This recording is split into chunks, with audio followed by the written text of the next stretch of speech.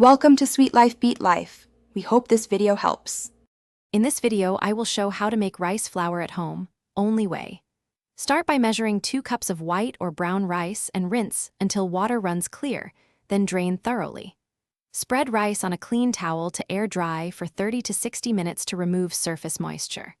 Once dry, grind in a high-speed blender or grain mill in 20 to 30-second pulses until finely powdered. To get the best texture, use a reliable blender or grain mill and a fine mesh sieve.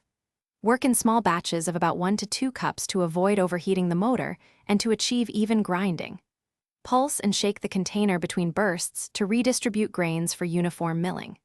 After grinding, sift the flour and reprocess any coarse bits until you obtain a smooth, soft flour with a light, even consistency.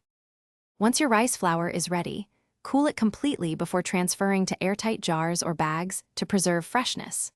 Label containers with the date and keep them in a cool, dark pantry for up to 3 months, or move to the fridge or freezer to extend shelf life.